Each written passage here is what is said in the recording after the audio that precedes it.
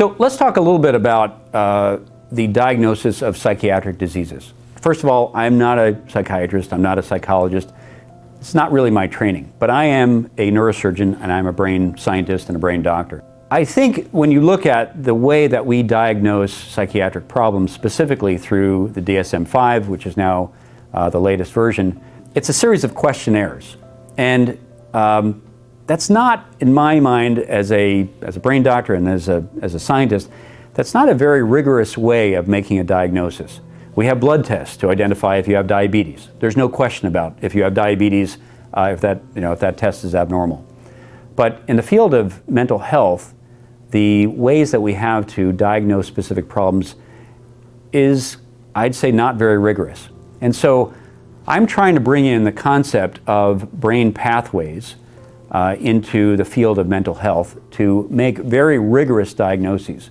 So I see a period of time in the future where you might not have a diagnosis of depression, bipolar disorder, anxiety, but rather you'll have a diagnosis of an abnormality given certain standard deviations from the norm in a certain pathway that will express itself as depression. So we may not call it depression, we may call it hypoactivity in some frontal limbic pathway.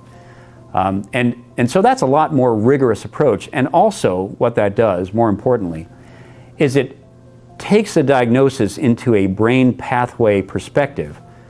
And so we can treat a specific pathway if we know that pathway, rather than say, well, this is a diagnosis based on this questionnaire. Maybe today you feel better, and so the questionnaire numbers may be better than yesterday when you didn't feel so good. In the field of brain pathway functional connectivity, we'll see those differences in brain imaging, and such things as questionnaires will be on the sidelines.